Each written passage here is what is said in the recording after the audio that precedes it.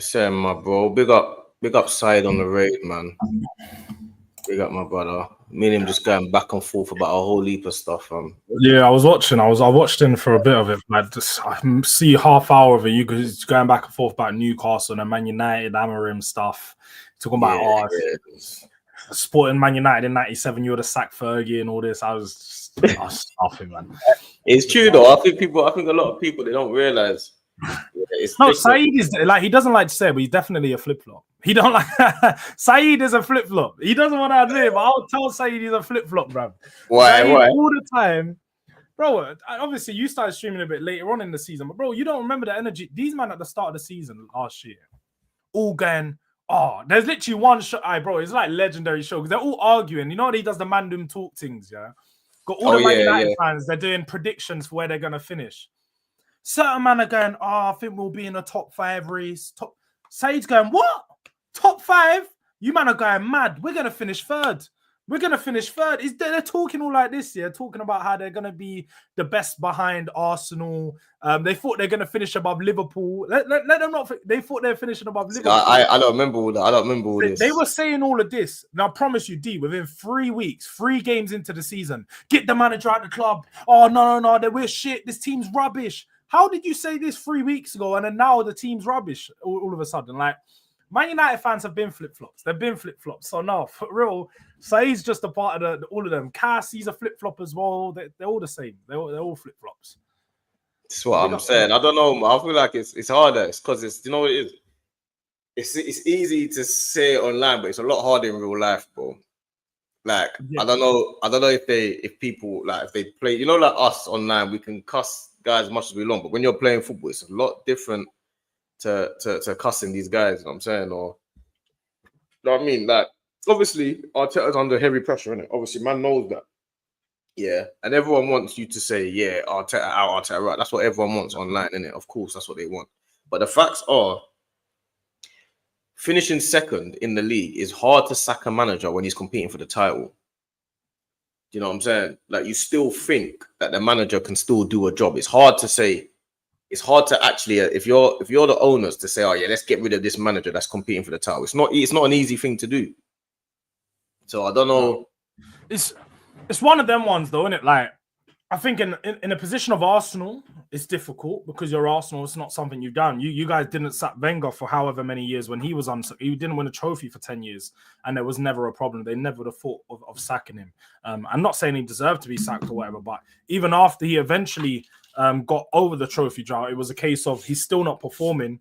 And I think many Arsenal fans felt that they probably took maybe a year or two to maybe even 3 years to sack him. So I think in the position of your club has shown that it's got patience before making those decisions. And because you've been so used to in the whole Premier League era, not like, let's say, Chelsea, even Liverpool to some extent have gone through stages where you all just change managers. You churn through new manager. You've not gone through that. So you don't have that ruthlessness to just get rid of someone. You're used to sticking out the process. That's what Arsenal have done for 30 odd years now. So I feel like with Arteta, you're just maintaining that same way. This is the quote unquote Arsenal way, is to give the manager the time to build. I feel like whereas other clubs just don't operate like that because that's just not how they've operated for a long time. So they've been used to just churning out manager.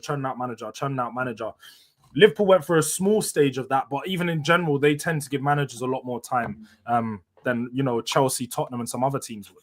Even Man United have learned, I think, over time that you've got to be a bit more ruthless with these managers. You can't just keep giving them time because far too often they're wasting the club's time. Ten Hag took the club however many steps back, even though he won trophies, but they took steps back as a club.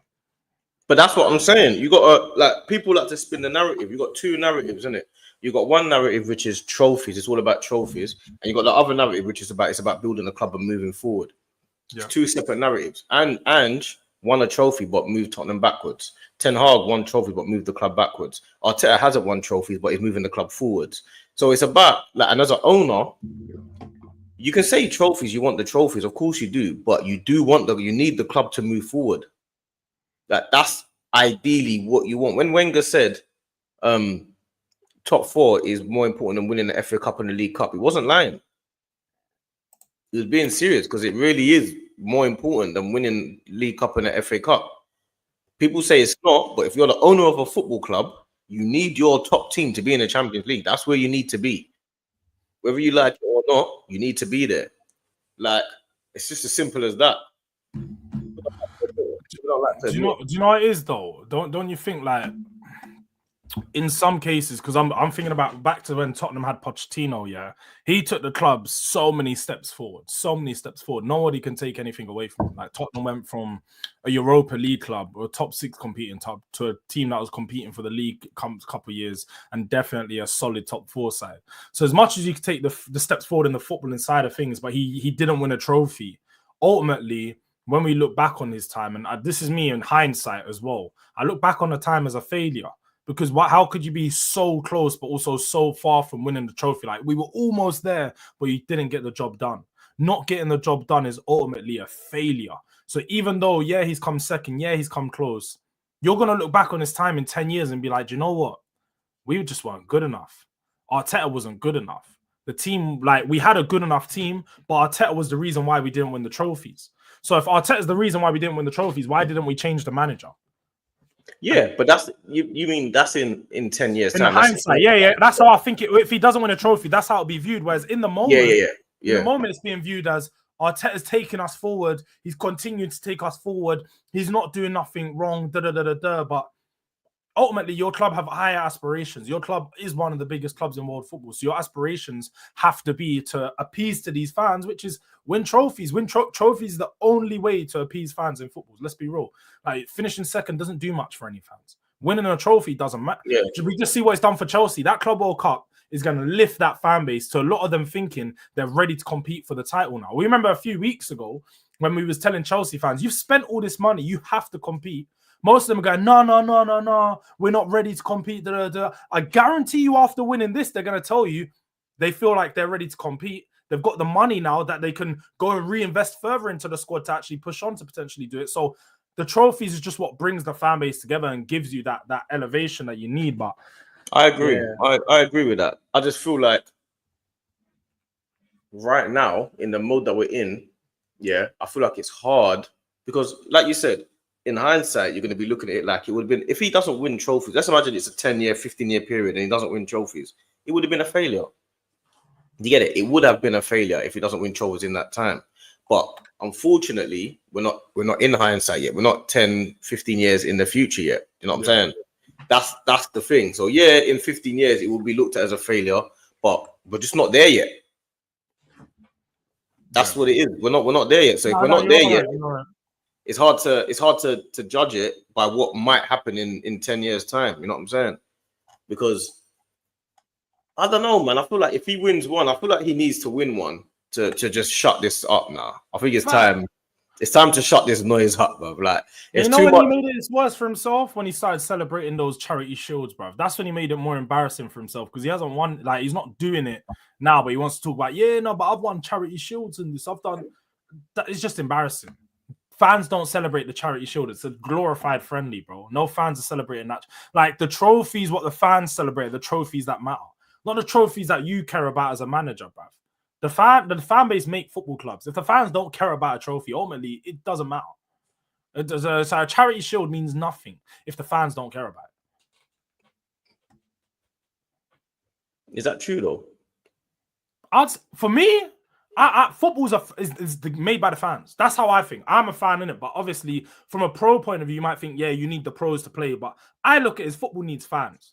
Football wouldn't be as big as it is. Football wouldn't be a sport. It wouldn't have all the view. It wouldn't have all of this without the fans. So if the fans don't care about something, ultimately, it loses currency in the name of football. Like, so if but that's not true though, because the fans before didn't care about top 4, and Wenger said it at the time, and no one cared about it. Everyone, he was laughed at. Now he's been proven to be right. But do you think that's because the era we live in? Let's just say social media and everything.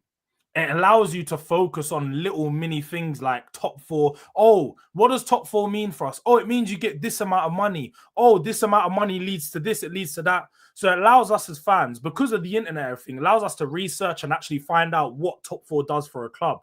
Whereas 20 years ago, hearing about top four, they're probably not releasing in the newspapers everything that top four, the money that they're getting from top four, from finishing fourth, third, second, first, how it impacts the team, how they're going to take forward. I don't think they actually used to see that monetary impact, whereas now we actually understand the value a lot more about finishing top four, what it can do for a club. So as to why we respect it, because we know as fans, we actually know the process of what goes on after it. So because we have more knowledge, so now they respect it more. Yeah, they respect it more now, but if they had listened at the time, they would have understood it at the time, no? But I just don't think the information was out there. That's the thing. I don't think the information was out there as much as it is now. So just like with let's say, for example, just like we said, the top four is better than finishing. Top four is better than winning an FA Cup. That's what Wenger said, right? Yeah. And the reason he would say that is because the monetary value you get for finishing top four pushes you into the Champions League, that allows you to compete for players at a higher level and you can spend more money. Yeah. And now, with the knock-on effect of that is fans now believe top four is better than FA Cup. So then what happens? The FA Cup trophy is not as respected as it used to. People don't want to win the FA Cup. They'd rather be in top four. So that's my point with, like, because the fans don't respect FA Cup as much, even the players and the managers are starting to like disrespect FA Cup. Then they're starting to fling it off and throw it away because the fans don't care about it. The fans care about playing Champions League football. So it's now like, oh, we need to get Champions League. Everyone wants to get Champions League rather than winning the FA Cup. Because how many times I watched my club play second teams in fourth or fifth rounds when you should be going for that competition. You've seen your club get knocked out by Manchester United last year, like one of the worst teams in the league in the FA Cup. And it's like, why? How? Like, do we not care about this? It's a trophy, but no, because top four is the bigger priority. Top four is the bigger priority, and you're saying it shouldn't be.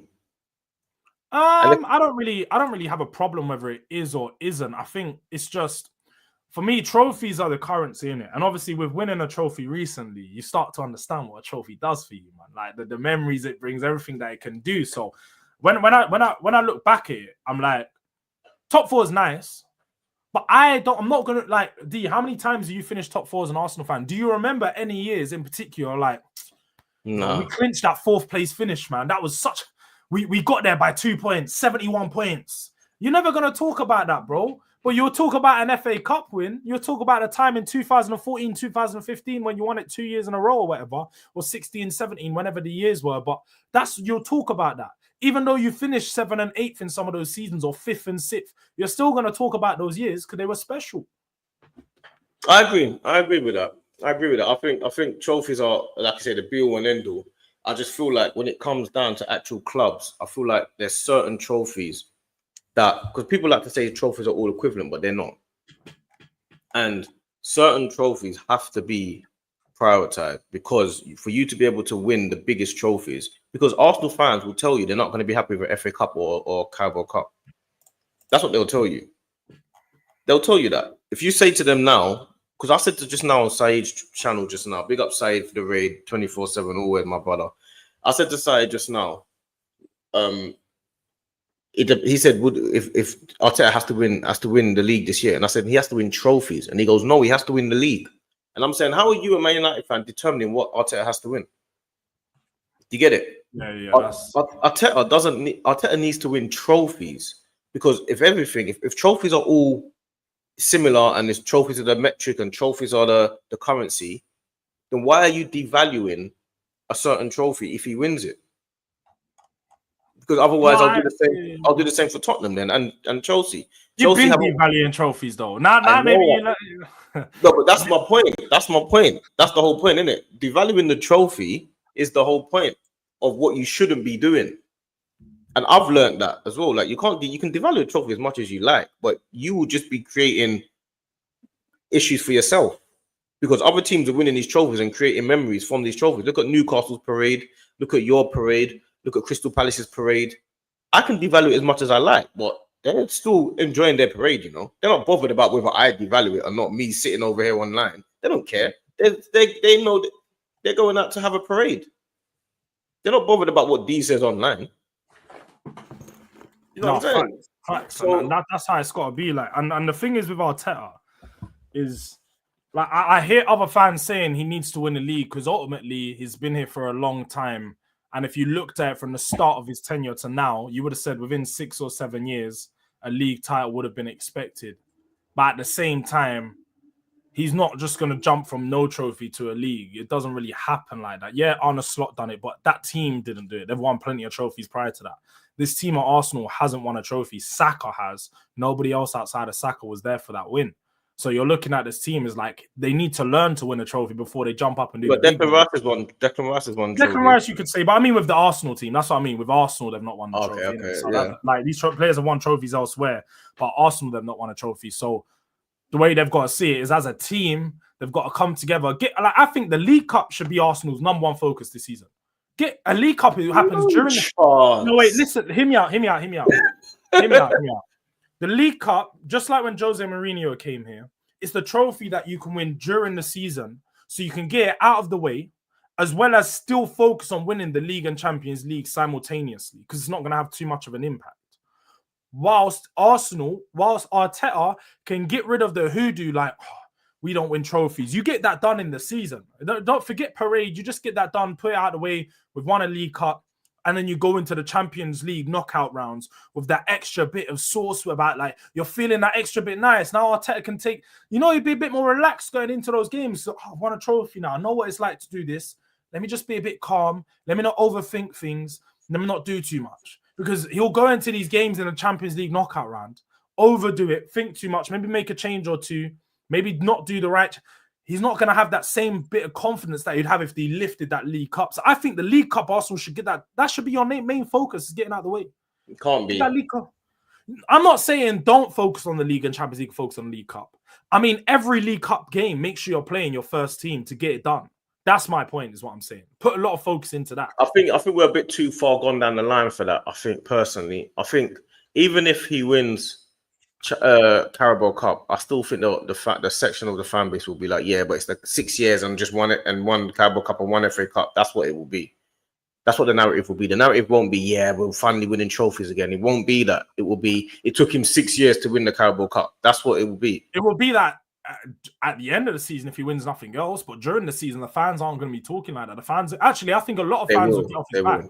A lot of his fans get off his back. You're crazy. No, you're talking, but you're talking about a select group of the fan base who are League Gunners group side, and yeah, they're going to be negative. Let's be real, they're going to be negative regardless.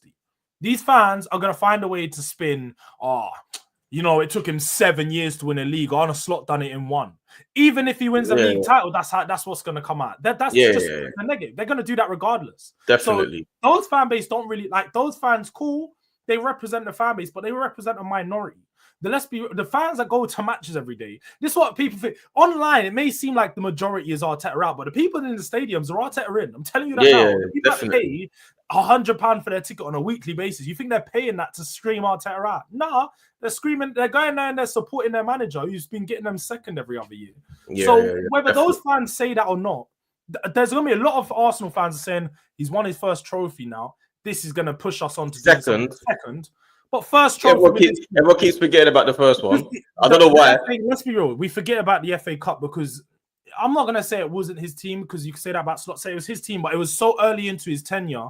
It's like he done it, but he didn't really do it. Didn't Lampard win a trophy as well? I feel like Lampard won something a few years ago. It's just like when you win these trophies like 6 months into your tenure, it's like, it's a bit like, I'm not saying it's not his trophy. It is, but it's like, it don't really have that same value as when you win with your actual team that he's been building for 2 to 3 years.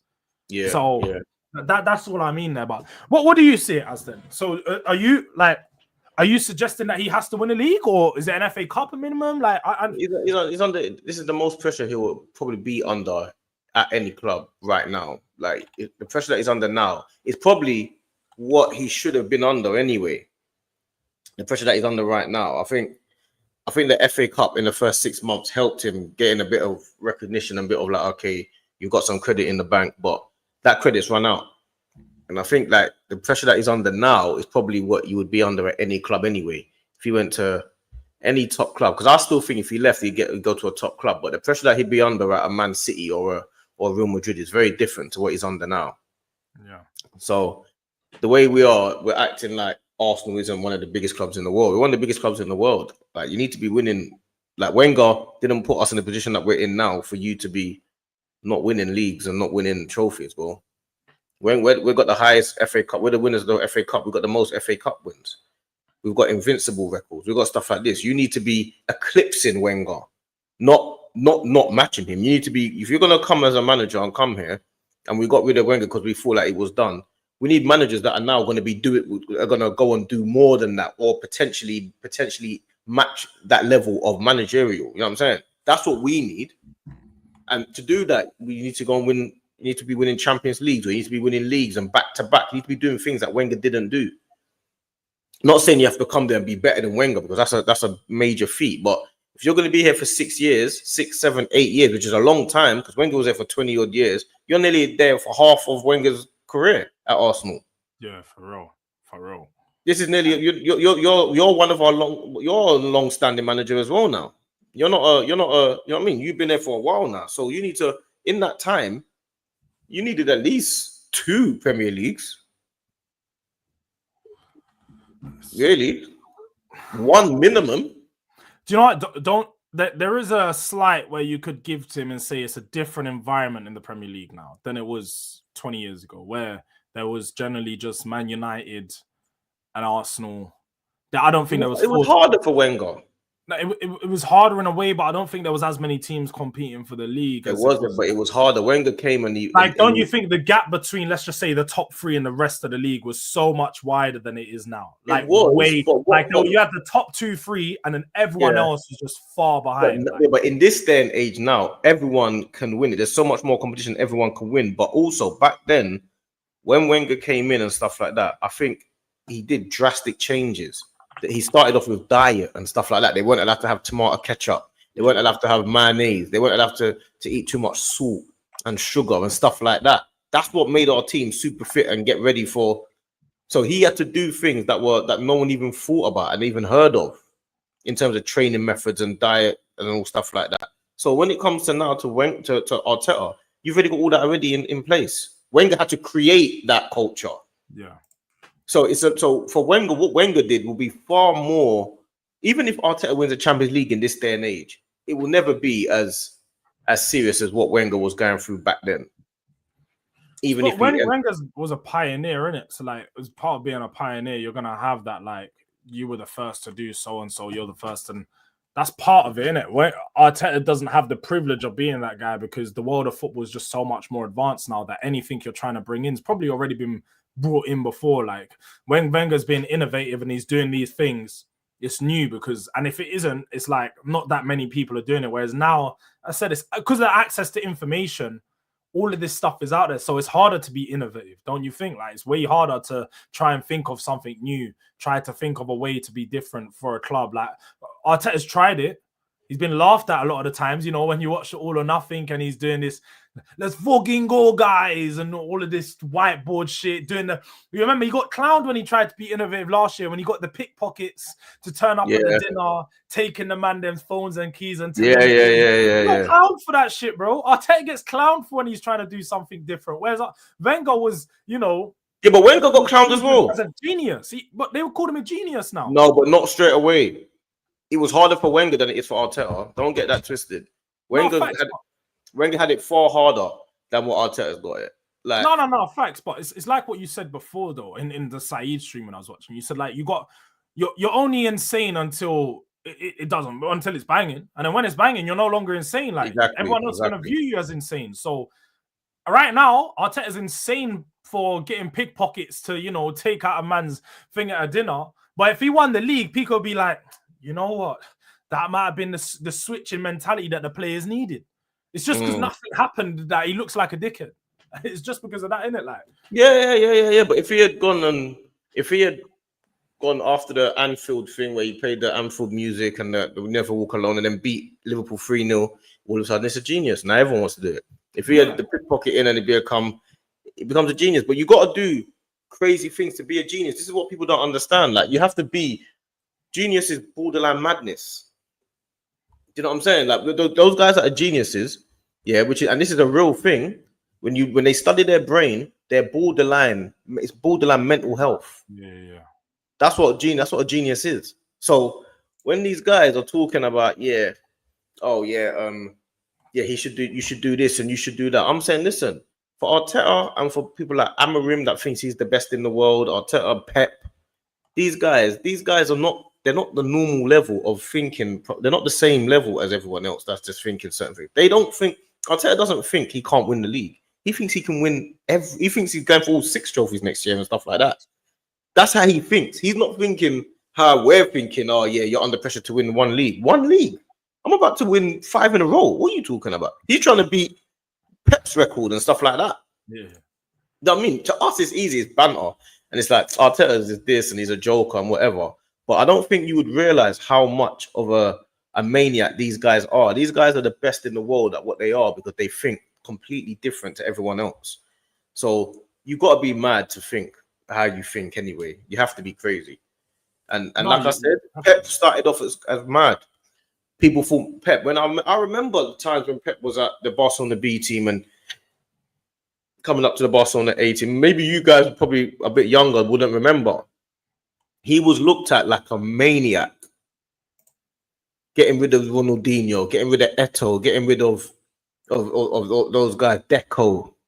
Yeah, and these guys, and they were dominating football anyway with these players.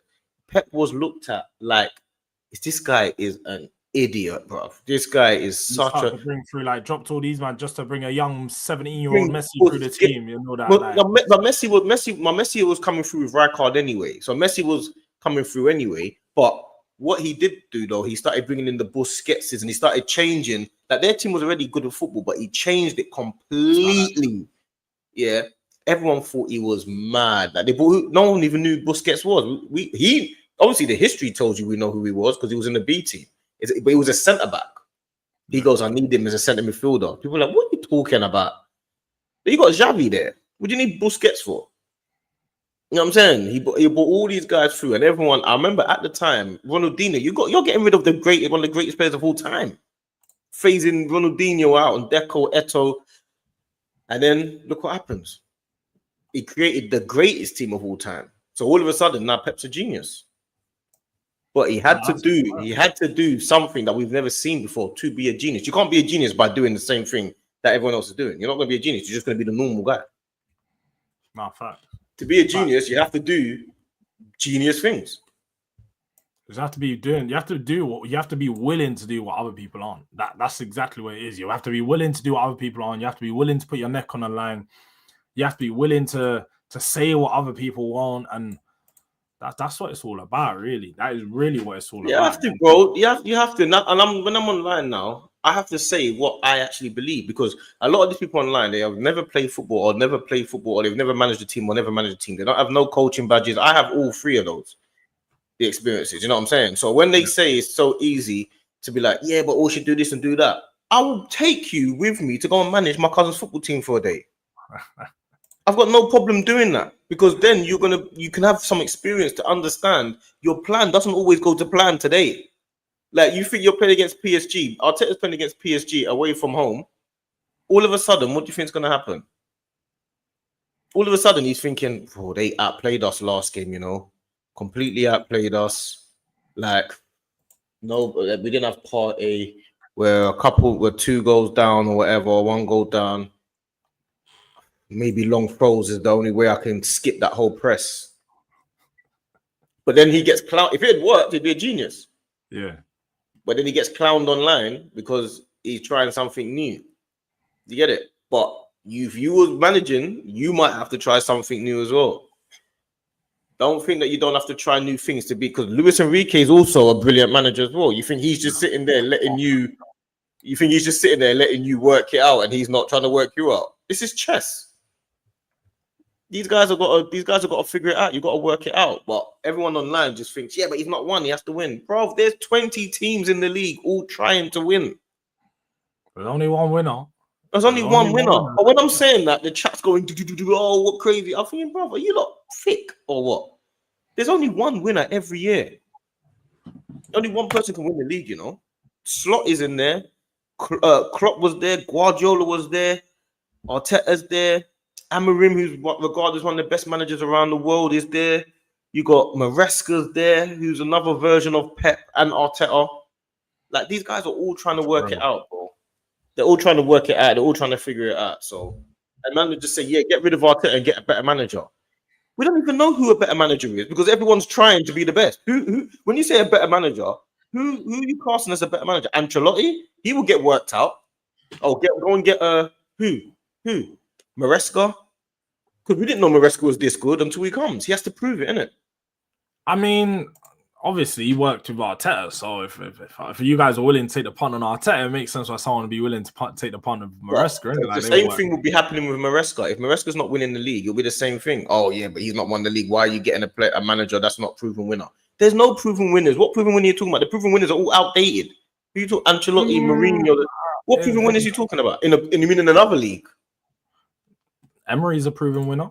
You know, you got rid of him. He's definitely a proven winner, though.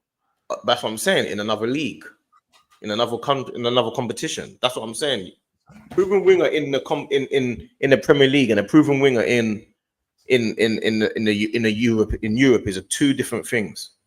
But it's a different thing.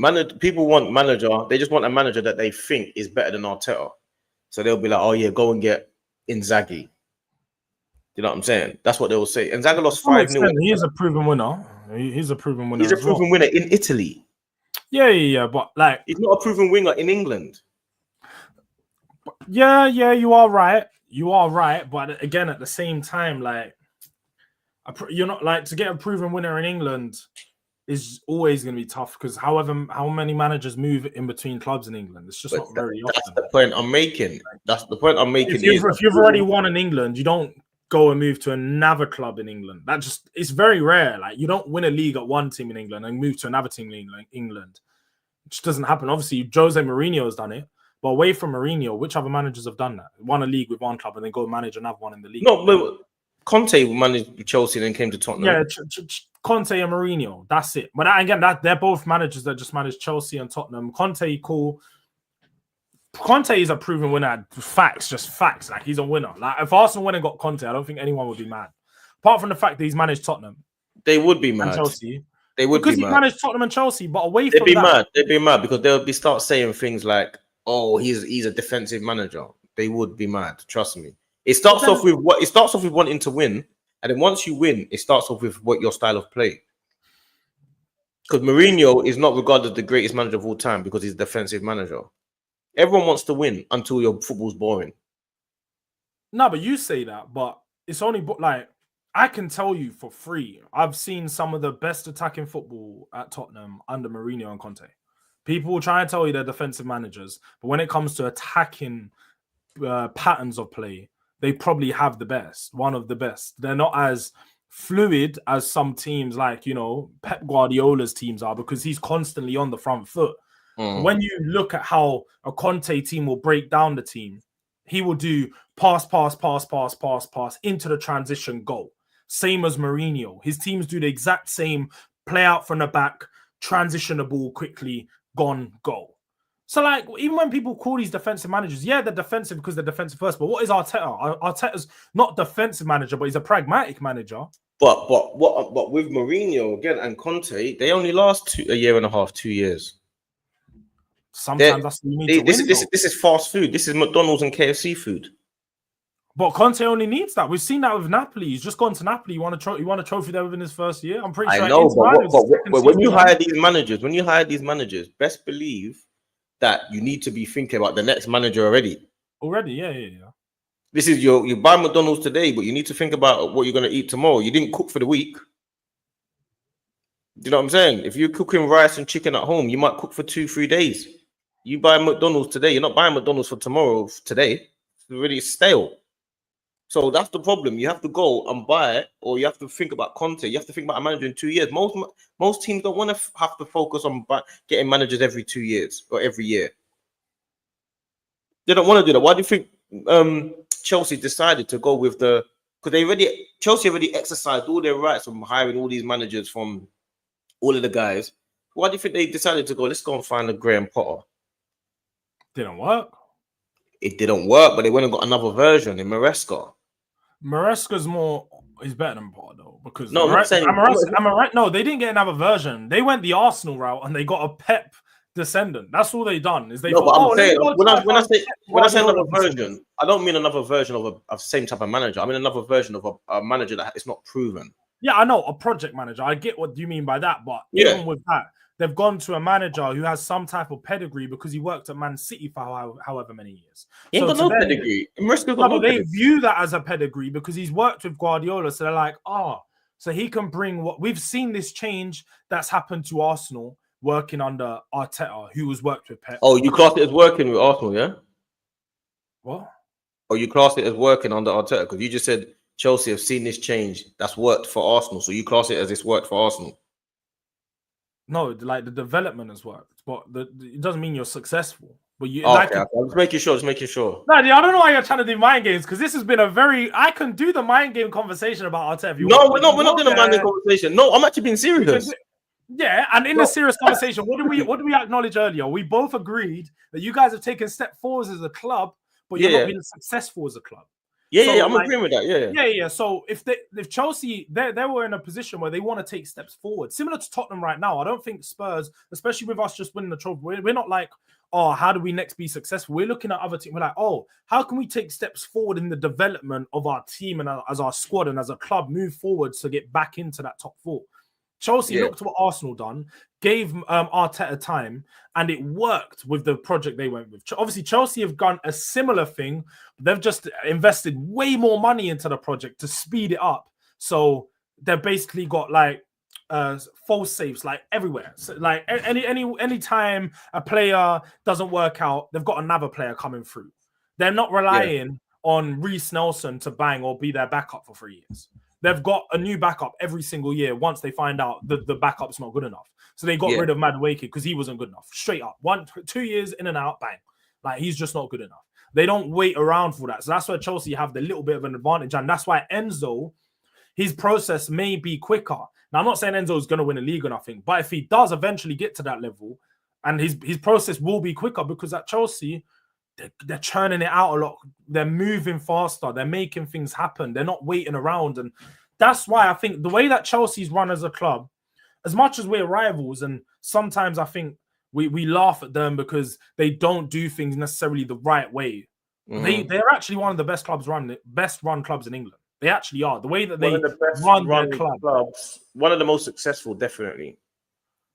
In the Premier League era, I think like one of the best run clubs. When you talk about like money wise, they're crooks. We're not going to take nothing away from them. Is that one of the best run clubs though? No. But when I mean like, they can be crooks at times. But if you actually look at how they sell players, bro, our clubs don't sell players. Yeah, but when you say best run, what are you basing best run? So that's what I mean. So I'll base that off of like, again, the way that I think that the ruthlessness they showed to get rid of managers has always worked out in their favor as to why they've been so successful in the last 20 years. They will get rid of a manager, bring in another manager, that manager will win. It's shown. They got rid of Potter and they got rid of Lampard. They brought in Maresca. He's won 2 trophies in 2 years. That's successful. In 1 year, sorry. Maresca. 1 year. 1 year. Madness. He won 2 trophies. And then you look at, again, the player-wise, I think they although sometimes, again, we laugh at them for the amount of players they sign, they do very well to, for one, keep all these players happy, because all the players are there. You don't really hear too much about, like, Man United have always got unhappy players. Chelsea don't really always have unhappy players. They do. Chelsea. When do players come out and like Man United do? They don't come out, but they leave. They don't want to be there. They leave, but that's because Chelsea are happy to let them leave. Chelsea are happy to let them go. Chelsea's not a club that, like Man City, no love lost. If you want to leave our club, leave our club. We'll sign someone else who's better than you. That's the mentality of the club, and I think that's the mentality a club should have. Big up to Dan Potts for the ring. Big up my bro, Potts, Football's 12-man podcast. Make sure you're going over there to like and subscribe all the time as well. That's my brother, man. Big up my broski, Potts, man. If you can hear me, love my guy. Yeah, big up Dan. Can't believe you said, my brother. You can tell. He woke up. He just woke up. I don't know. Yeah. You know the eyes. I can see in the eyes. He just rubbed his eyes just 2 minutes ago. It's only because it's my brother. Do you see what? Yeah. Anyone else, I'll be going mad. It's only because it's my G. You know. Listen. I'm a reschedule. I owe you a whole like 2 shows free. You get me? Honestly, I swear to you, I set an alarm and I swear it just didn't go off. Like it just didn't go off. But I owe you like 2 shows. You get me? Like my bad, bro. Honestly. Nah, come on, bro. You're my brother, man. Things like this life, bro. Things happen. You get me? Yeah. It's a life, bro. Big up, Dan Potts, my broski, for the raid, man. Big up for the raid, my guy. Love my brother. We're on Dan Potts tonight, 6:30 or no 7 p.m. So make sure you lot tune into that. We're there 7 p.m. You know how it goes, man. 7 p.m. Did you talk about that take you had? The what? That take you had when you said, yeah, Cole Palmer is the best. Cole Palmer. Yeah, he's the best attacking midfielder in the world. Yeah, right now he is definitely. What do you think about this though? Just so we can wrap up on this conversation though. Before go on. About Chelsea, because I just said, Catch, I think Chelsea probably, when you talk about run club, they're probably one of the best run clubs in England. And as much as people hate on them and laugh at them, when we talk about the way they run the club, it's very successful. Very, very successful, but we all know it's very like, yeah, it's not. They don't play to the rules, if you get what I mean. Like when they're selling Ryan is too funny. Roadman TV. Hey, don't kill me. Big up. That is so. Hey, without you knowing it, yeah, Ryan, big up yourself, but that is so racist. That's so racist. Ryan, that is you kill me, bro.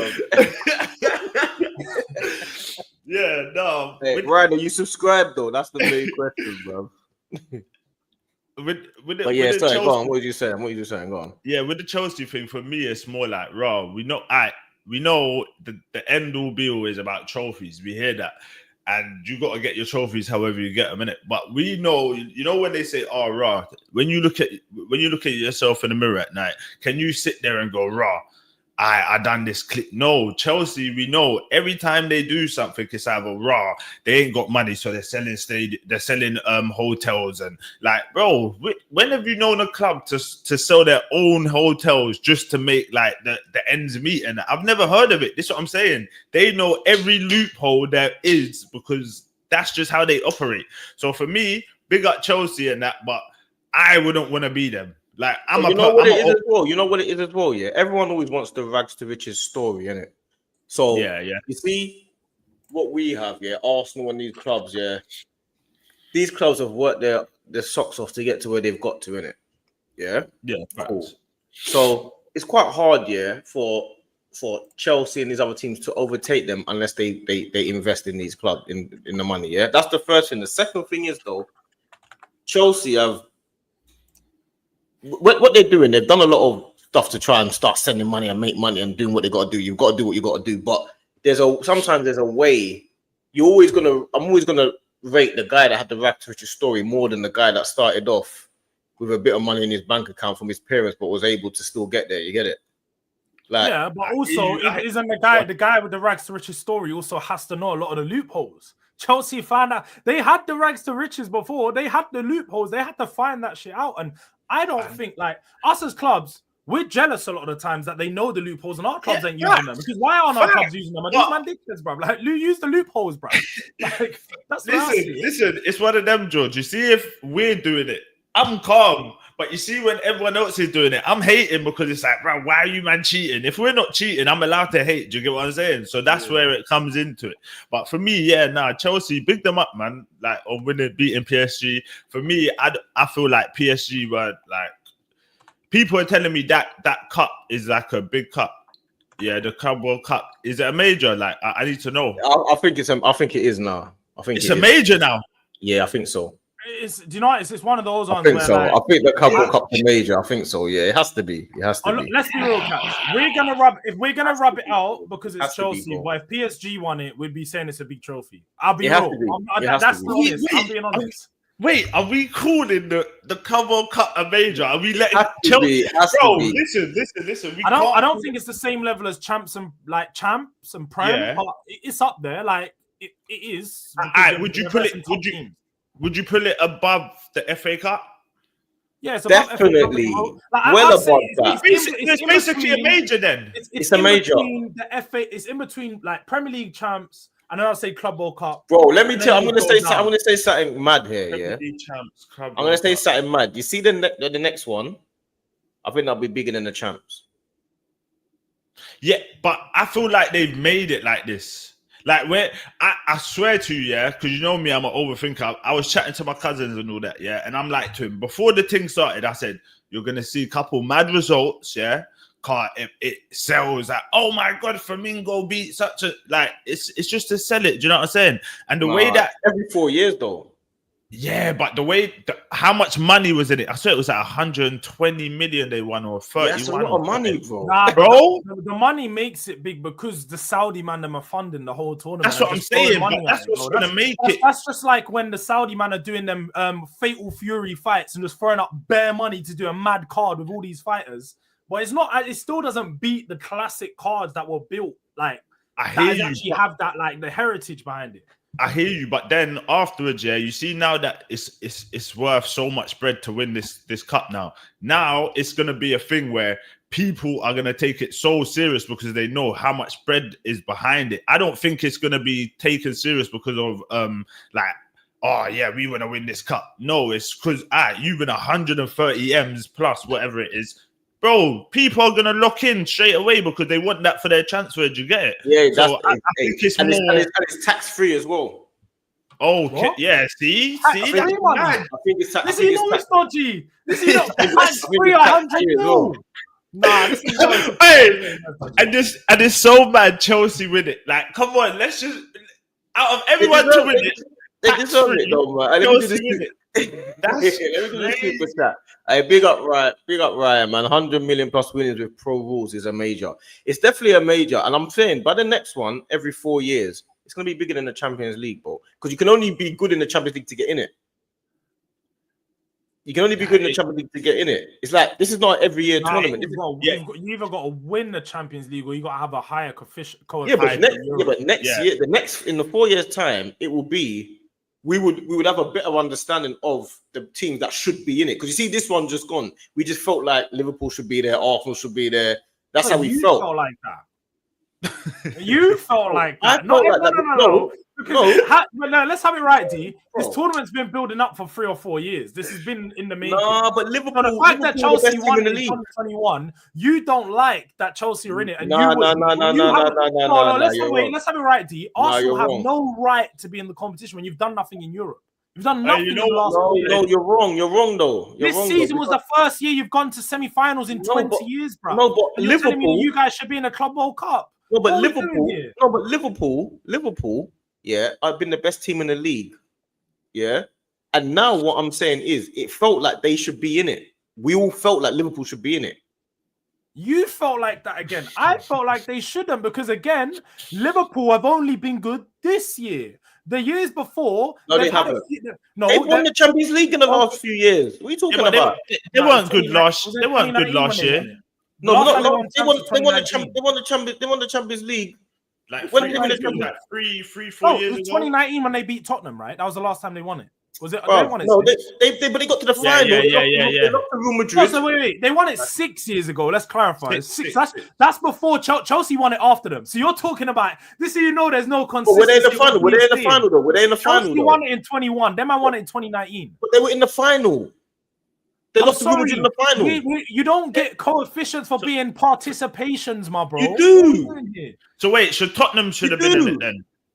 No, because we just partied. We didn't. No, but that's what I'm saying to him. Where you lot got to the final, then you man should have been in there. No, Liverpool got to the final. Like they got final 2 years in a row, didn't they? They lost. Remember, they lost one final. 2018 they lost, then they won it in 2019. Then they won it. The final again in they got the 22. final. Okay, so and they lost. So what I'm saying is, in the last few years, we all feel like Liverpool, the Salah, Mane, the whole Klopp thing. That's one of the better teams in Europe.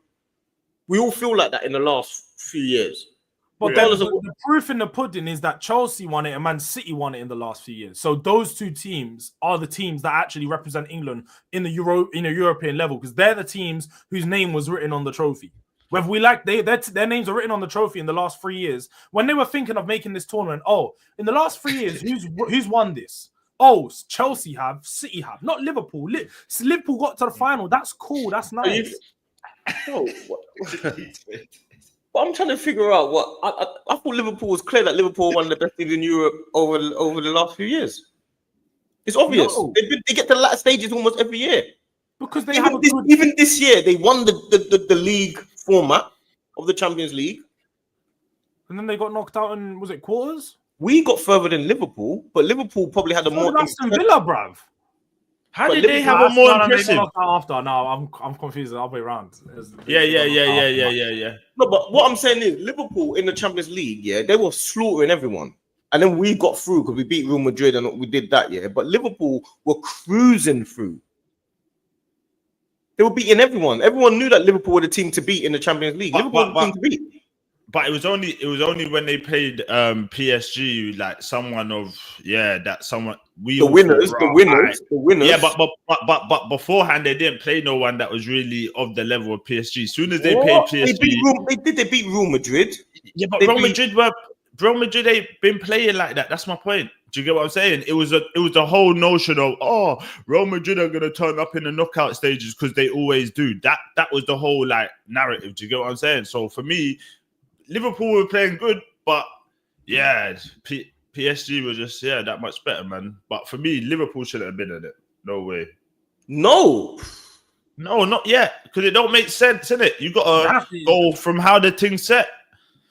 You have to go with the teams that won. Liverpool should have been in it. I'm a man saying I don't like Liverpool. I've got no problem with Liverpool. And me and Liverpool fans are we're good. We're more than good. The people in our chat know, but ultimately, I think you've got to go with the winners. Chelsea have won it, and although it was a couple years ago, they won the trophy, man. Can't take nothing away from them. It's also go on, sorry.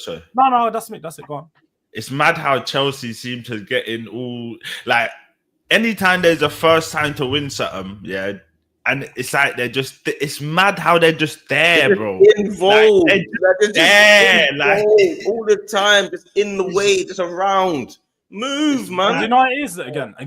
I think us as like rival fans, especially Tottenham and Arsenal fans, we're annoyed. We're even more annoyed because somehow, even when Chelsea aren't that good, they win trophies, bro. They win shit. Every time they won both of the times they won the Champions League, their teams didn't deserve to win the Champions. They finished 5th in the Premier League the first time they won it, below Tottenham.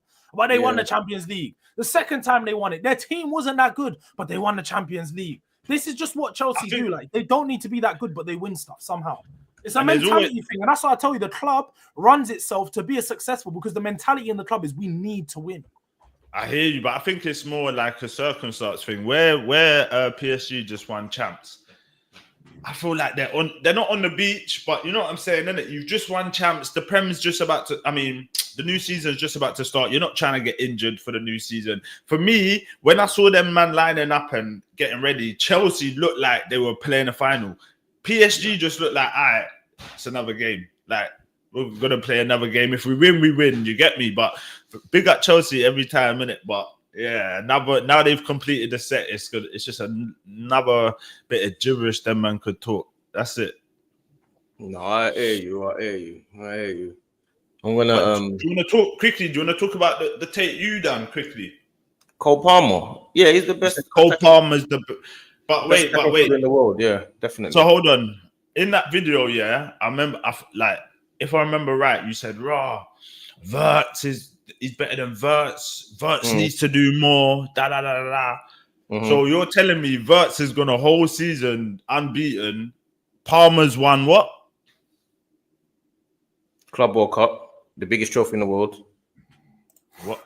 Don't you dare! Hey, you've changed. Yeah, you've definitely changed. This is crazy work. What did you wait? What did you just say? I've said D is on agenda time. D is really on agenda time. I see what he's doing. I see what he's doing. The biggest trophy in the world. To fit his narrative, he's got to say it.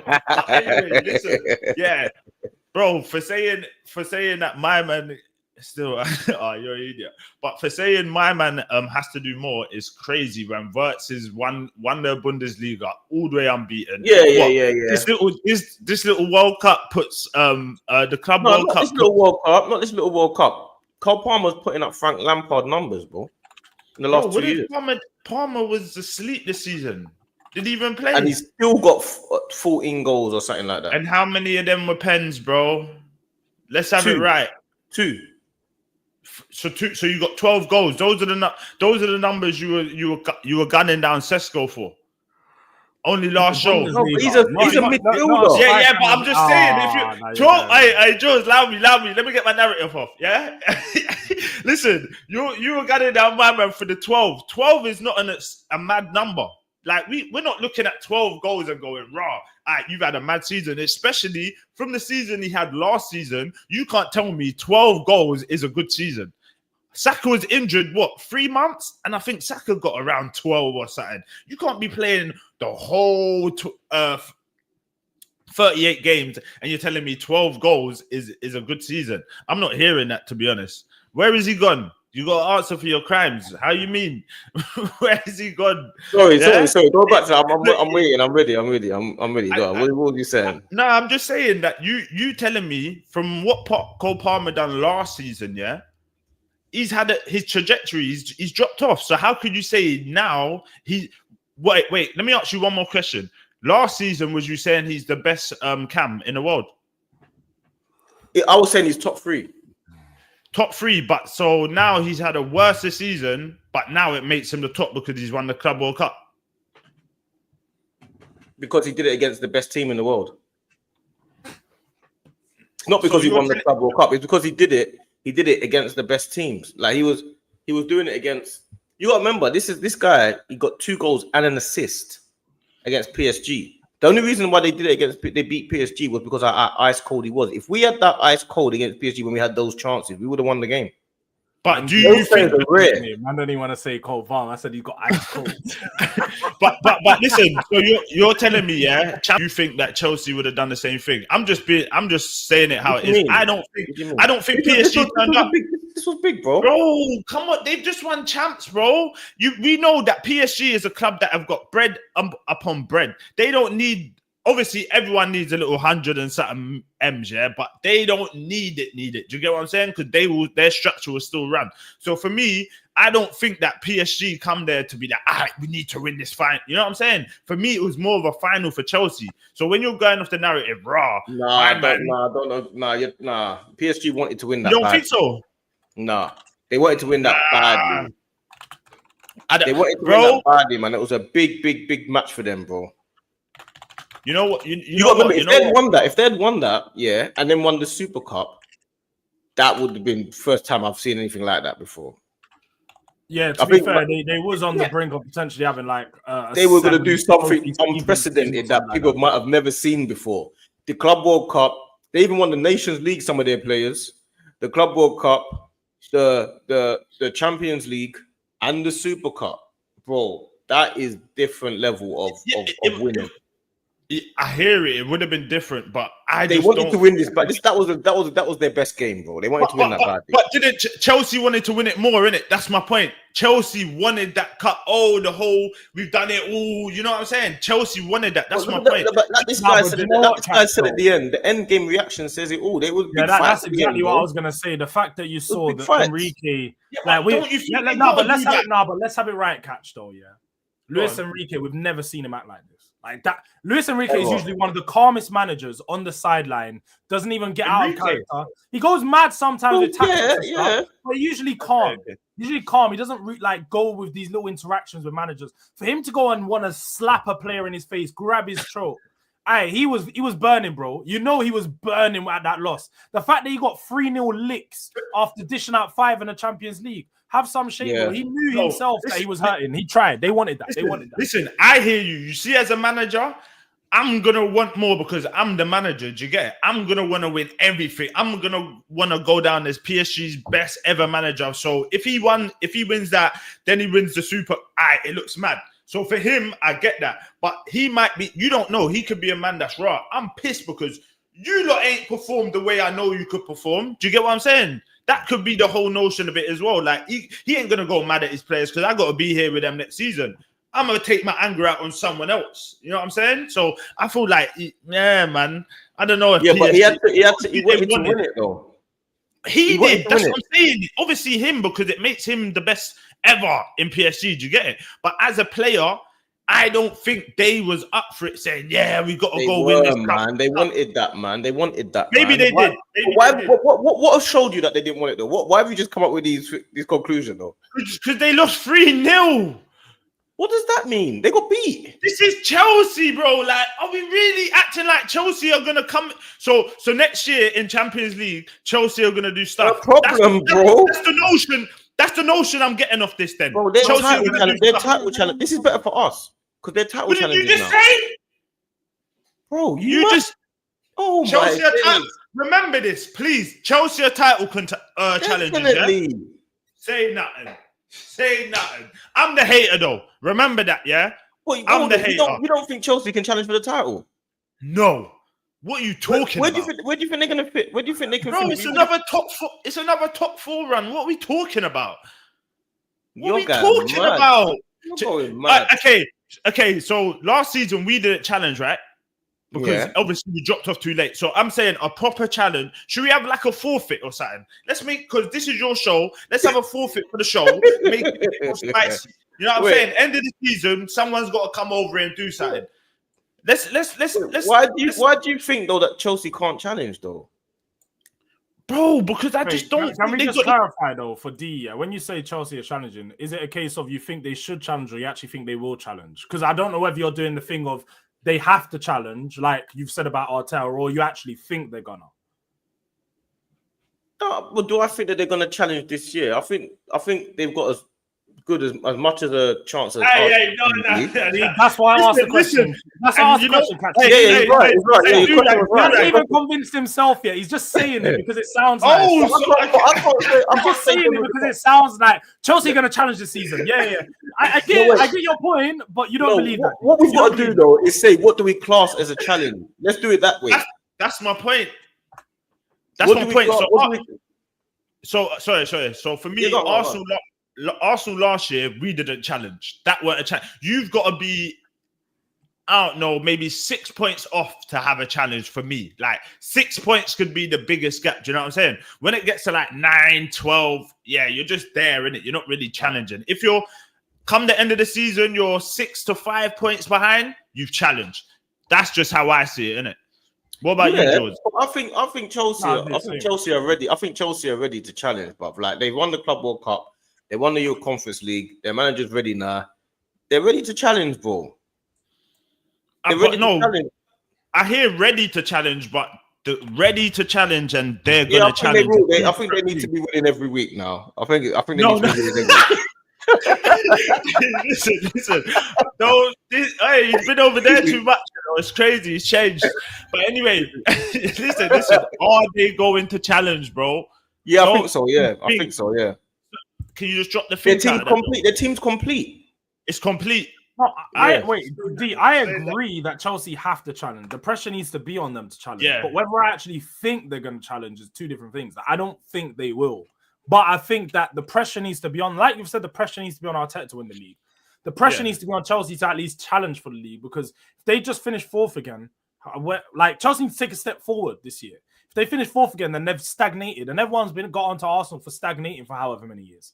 Chelsea aren't in a position where they're allowed to stagnate, especially after they just won a Club World Cup. If you're good enough to win a Club World Cup, you should be good enough to at least challenge in the league, or at least challenge on the Champions League level. But they're not underdogs no more. Wait. So after not signing, I don't think, has Chelsea signed any defenders this season? Not yet. They haven't, right? They ain't signed any defenders, and they ain't signed a new goalkeeper. What were we all moaning about? What was we all laughing about Chelsea last season? Their defense is dead, plus that keeper's dead. Bro, they ain't. You're saying they're complete. Yeah, but they've got a striker. No, but they bought 2 strikers. Yeah, that's what I'm saying. A striker. They just got 2 strikers. It's different, bro. The thing was at the back. That defense is dreadful. No, they couldn't score goals. The issue was what are we talking about, bro? They've got Gittins, yeah, bro. that's still to me. We don't know. We don't know what's gonna happen there. Esteval, bro. We don't know. These are all players we don't know. You didn't watch the Club World Cup, did you? Listen. Hold on. Did you watch the Club World Cup? No. You see with that. Hold on. This is a little 16, 17-year-old, 18, whatever he is. Yeah. Listen. Me as a manager, if I know the guy on the other team is coming to my team next season, bro, Cucurella, be on him, but if we're winning and let him do a couple things, get the confidence, bro. That's your player. You know he's coming to us next season. You're not gonna bad him up. What are we talking about? You know he's joining you next season. You watch the game or bro? not? I didn't watch no game with there Chelsea. That's what I'm saying. Bro, he was man of the match. He was man of the match. Chelsea let him be man of the match. You didn't watch it. Let him be man of the match. You didn't watch it. Bro, hold on. Answer my question. Did you watch the game, bro? Did you watch the game? No, I didn't. Not that game. I watched the final. Talking about if you didn't watch the game.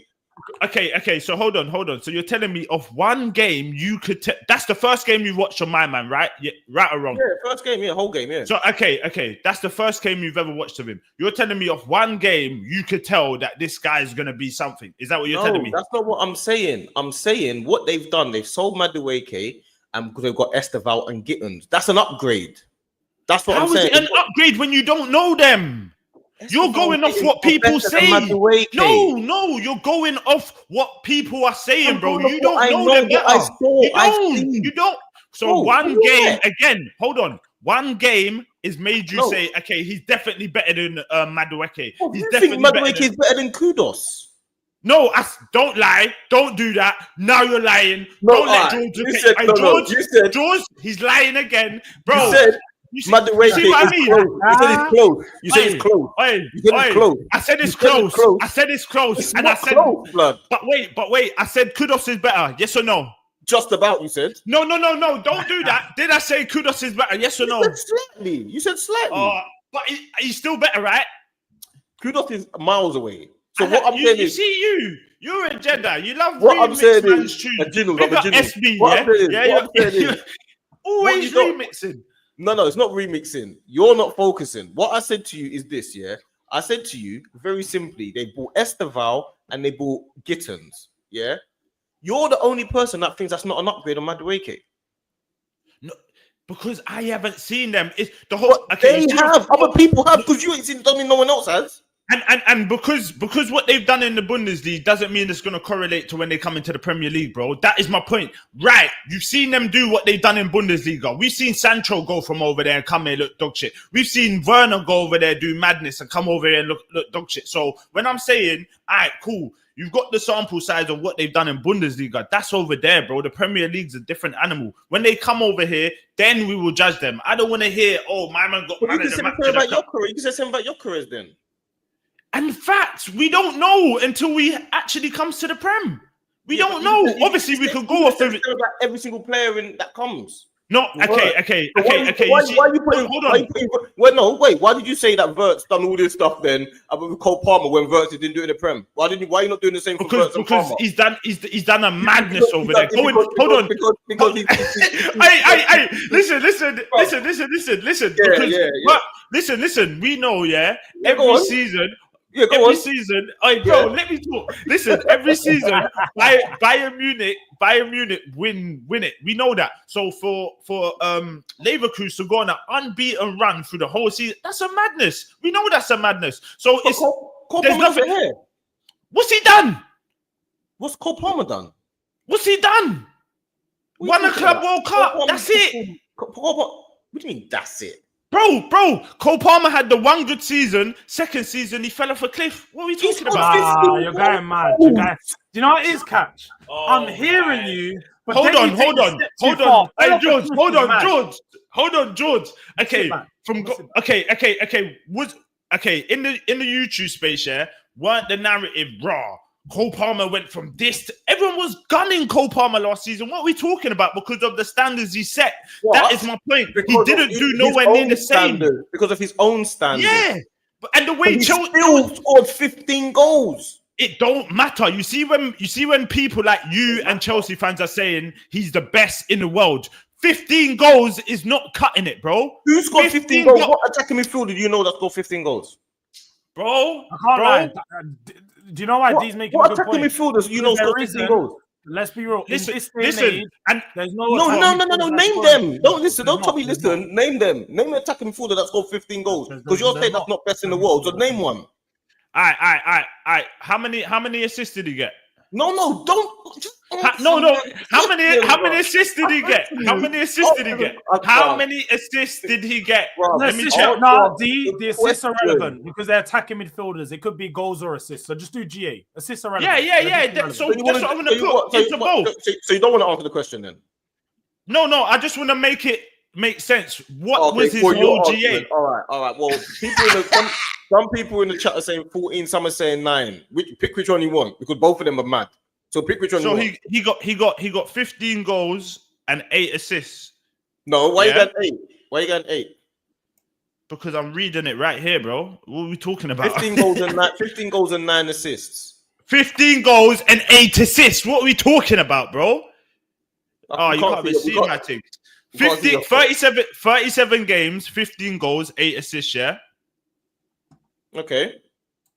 So, yeah. That's 23 goal GA. Oi. That's striker. And Verts got 10 goals, 12 assists. That's 22 GA in 31 games. That's a game less. That's a game less. So you telling me that he's the best? Don't really. You just said are you forgetting the argument? The argument is Palmer. We ain't seen them in the Premier League. That's what you said. So why are you talking about a league that's not the Premier League? But what I'm saying is, I feel like you can't give Palmer the best in the world when you ain't really done it on world stage yet. He ain't even done it in the champ. He ain't even done it in the champs yet. He's doing it Club World Cup where they're coming out one by one like it's NFL. What are we talking about? What are we doing? Man said they introduced players one by one like bro. They had my man on they had a halftime show. What are we doing? They had Michael Buffer. The Mexican wave is ready to rumble. They had Michael Buffer. Like, what are we talking about, bro? Do you know just to get Michael Buffer to say let's get ready to rumble is an M. That's an M in itself, bro. It's all publicity stunt. What are we doing? Bro, he got 2 goals, 1 assist in the final against the best team in the world, didn't it? And you're trying to downplay it. Listen. Okay, him showing up in this final, I get it. But wait, are we gonna? Oh wait. I need to know the narrative though. Are we gonna, as like fans, gonna say, "Raw, Palmer's done it in the final"? Is this what we're gonna use? He has done it. He scored in the Euros final as well. He scored in the Euros final. You forgetting that? Wait, you took down the background. Are you Arsenal still? My background's there, bro.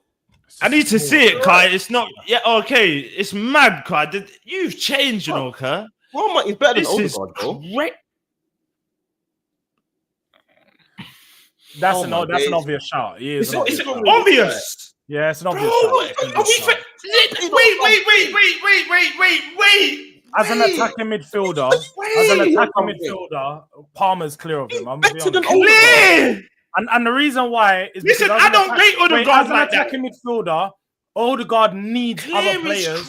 Odegaard needs other players to be at his best. Whenever you see Odegaard at his best, is when he's linking up with someone else. Cole Palmer's at his best when he's doing it all by himself. That's a fact. When he's running, but hold on, dribbling true man, and he's taking the chance to shoot. I'm sorry. Hold on, George. Quickly, who would you put above? Like, it's just so I can see where your brain is. Pause. Messi or Ronaldo? Messi. But Ronaldo would do it all by himself. But Messi kind of does the I've seen no. But Messi way more solo goals. Way more solo goals. But I'm just saying, isn't it?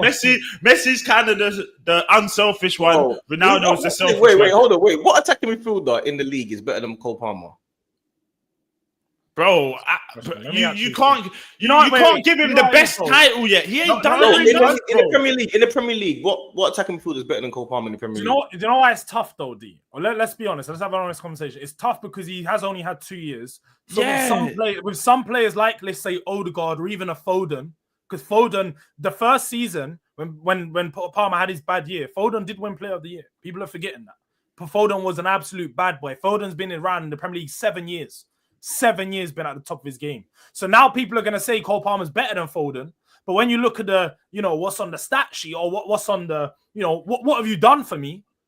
Foden's been doing this. Doing bits. So it's tough for me as a fan to sit here and say Palmer's better than Foden because, yeah, Foden's had one terrible year. He has. But all the years prior to that, I thought Foden was literally a good level. Crazy. Yeah. He's going crazy. He wasn't scoring as much as Palmer. I agree with that. I agree with that. And that's some number 10. That's a fair point. That's a fair point. And yeah, it would be a fair point when Durag says it, innit? But anyway, listen.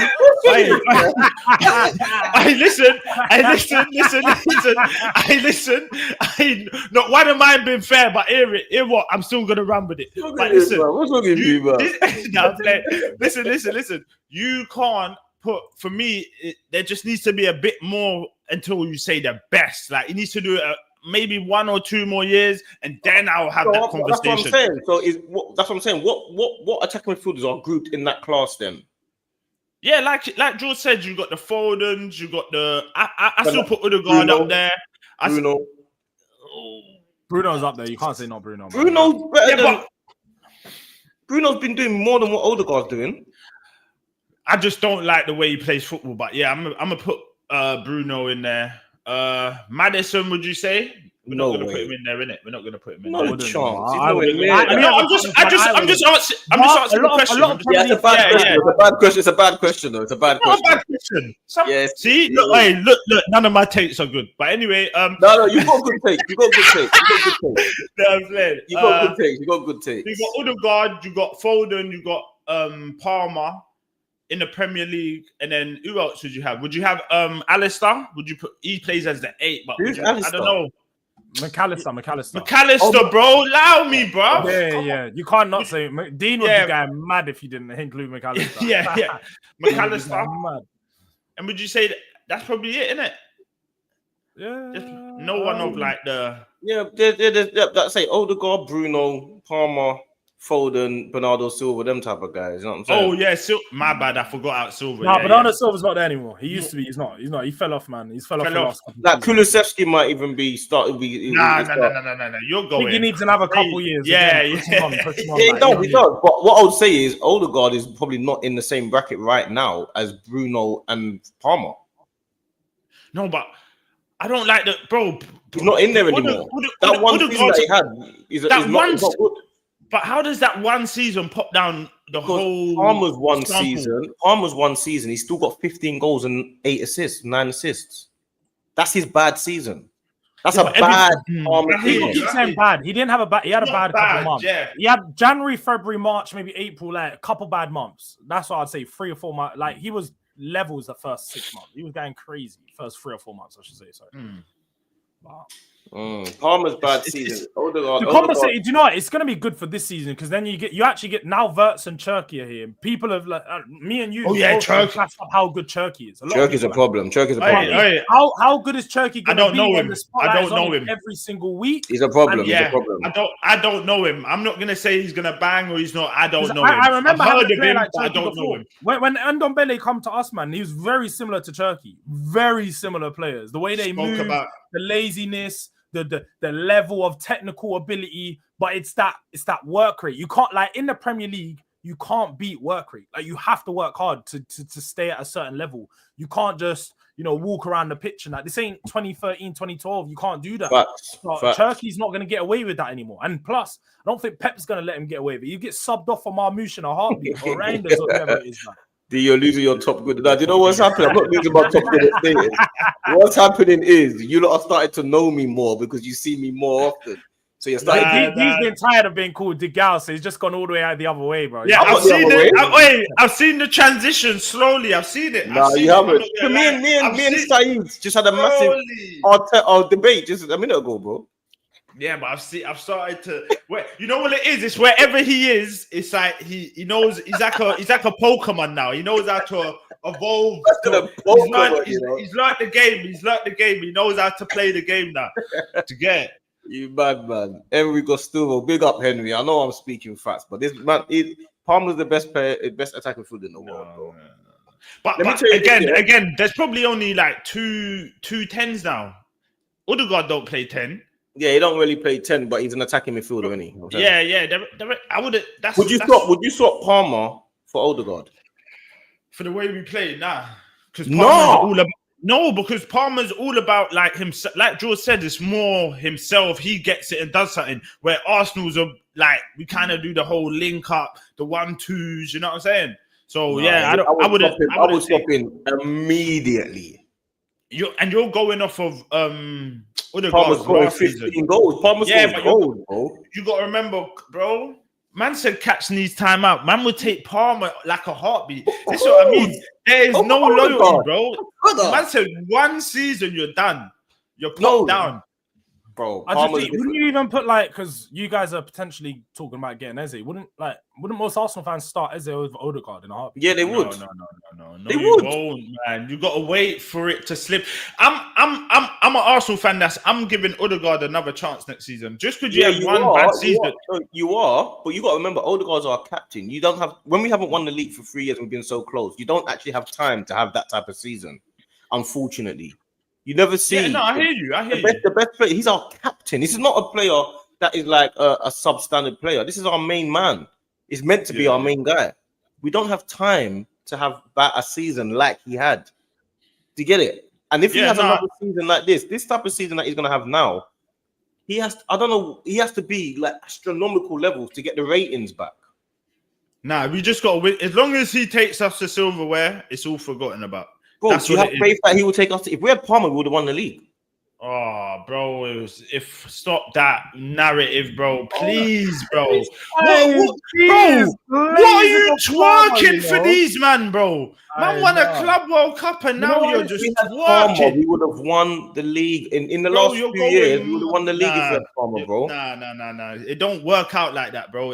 Football ain't black and white like that. The only reason I say no, D, is because when Palmer had his toughest time this season, it was when Chelsea were playing bad. When Chelsea was supposedly in the title race, that's when Palmer began to fall off. So I'm not saying, and I'm not, the whole team fell off as Chelsea. But what I am going to say is Palmer hasn't, he's not proven himself to be a difference maker enough to win the league. So I don't know. Yes, he has. Yes, he has. He's proven himself to score important goals in finals. Or scoring a goal in the finals. That's what you need to do. That's what you need to do. D, because you know, a one game is very different to a title race where you've got game in, game out. You have to keep doing it. Wait, so who do you have more faith? Who do you have more faith in then? Going to St James's Park or going to Anfield? Odegaard or Palmer? No, you're not listening to my point. No, that's not the question. Yeah. Besides the point, I see what he does. He tries to do this when he asks his questions. Yeah, the remix thing. A title race is a culmination of games, not just one performance. It's a combination of multiple performances that you need to be good in. So you need to be good across 3 months, consistent. Like I said, Odegaard can't afford to be bad for 3 months. Palmer wouldn't. He can't afford to be bad for even one game in that. Palmer was 15 goals. Yes. But you're talking for one, D. He scored majority of them before the bad period. You do know during that bad period, he scored like 2 goals in 3 months or something like that. But I'm a big fan of Palmer, so I'm not saying he's bad. But my point is, D, is that him doing it in cup finals, that's nice. But that doesn't ultimately mean he's gonna do it in a title race across 3 months when you need to win every single game. You're looking at your opponents. You're waking up in the morning. Man City won 4-0. Us man need to be on it today. Can't afford to score. Like, that's a different type of feeling every game going into than just one day waking up and like, today I'm on it. I'm on it today. Like, nobody stopped me. Doing it once is different to doing it 4 or 5 times, man. I agree with that. In that regard, when you put it like that, I agree with that. So got him.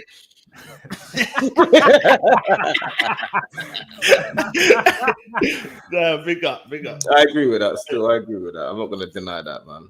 What are you doing? You going live, dude? Yeah, I'm gonna go live in a sec. Still, I've got a transfer show.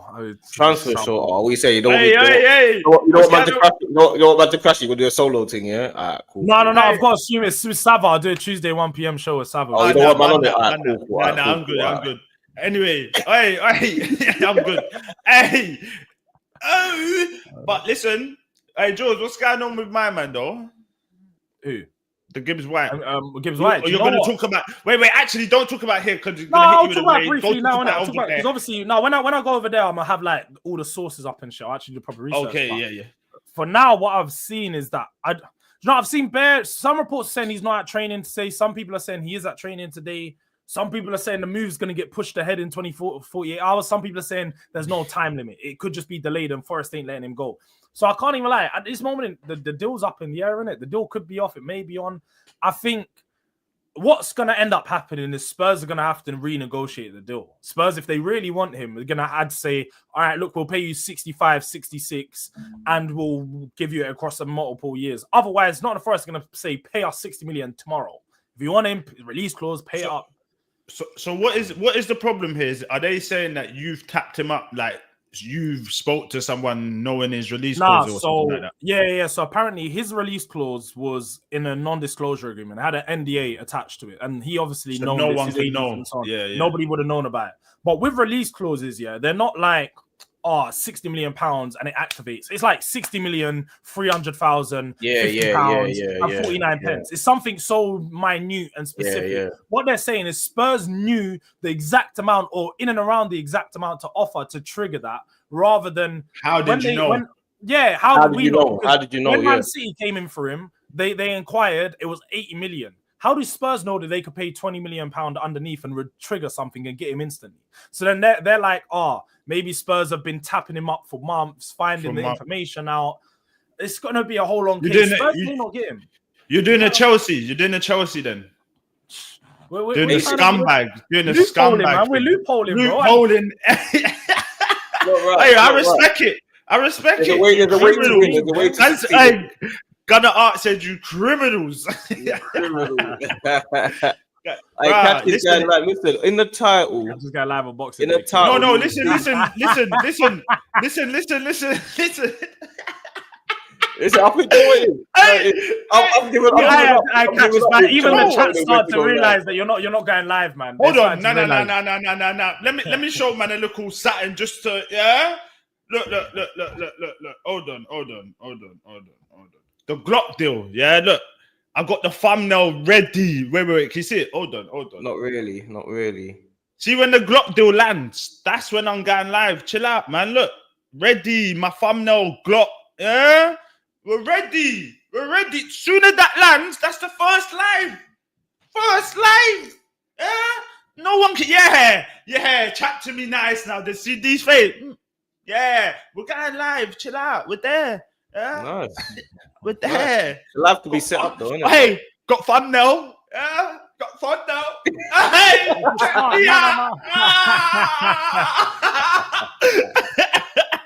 And they got against him. Man said thumbnail. Gotta click the live button. You know, like that. These men in the chat, they know it's that simple. They're killing the live button. Not wrong, man. But these men are serial stream watchers. They're not interested in thumbnails, man. 100%. As soon as it's you done, know what? To be fair to Catch and SB, they got to start somewhere, fam. You get me? So facts. At least they're starting. At least they didn't just say hey, Godfrey, they're starting. You get me? But in the title, you'll see the catch up, and you'll see Do-Rag Diaries. Make sure you go subscribe to both channels, man. You know what I'm saying? So subscribe, go like up their videos, or Do-Rag Diaries. The catch up's coming soon. You get me? And make sure you go over there and show support and love, man. Big up Dan Potts, my brother, for the raid. You'll see me on Dan Potts tonight at 7 p.m. I'm lying, 7 p.m. Big up Saeed as well, my G. Big up Saeed every time. You see me mornings, Tuesdays, Wednesdays.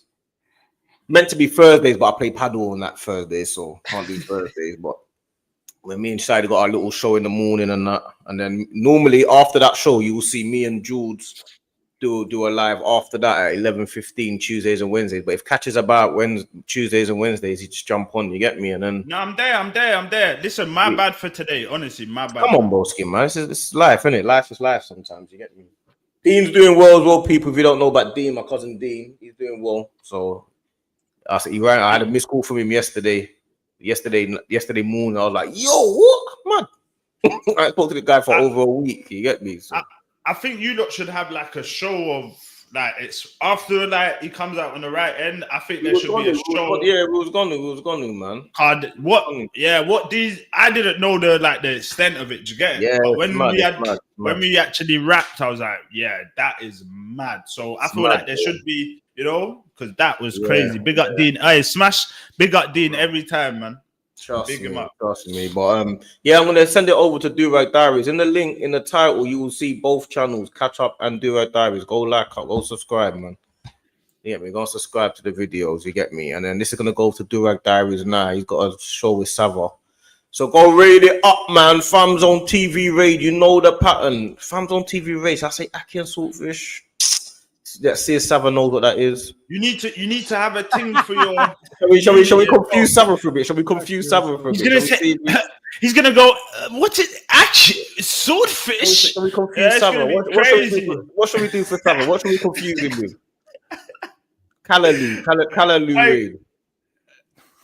Callaloo or yam and planting and that. Yam and dashing. Man said plantain. Yeah, man, breadfruit raid. Yeah, yam and breadfruit raid. Yam and breadfruit. Yeah, breadfruit. FamZone TV, yam and breadfruit raid. Yeah, let's confuse Sava with some breadfruit and some yam. You get me? Let's see if he knows what that is. You get me? FamZone TV raid, yam and breadfruit. You see me? And I'm watching it on my TV, so I'm gonna see if you lot actually do it, bro. I don't play games, bro. You don't like to pretend. I said last time he said, "Yeah, we're gonna go raid it up." I watched it. There was one person that went over and said, "There's about 300 of you in there." One person did it. I was like, "You're twanging me, bro. You're twanging me." Nah, come on. But yeah, big up. We're not Jamaican. I'm St. Lucian. Catch is Jamaican. Hey, listen, Captain Jules is Jamaican. I'm St. Lucian. Hey, George is. What, you half George? Yeah, really Jamaican. No, I'm playing George. I'm playing. Have you been there? Wait, have you been there? Wait, no, I ain't been there. Wait, end the show. End the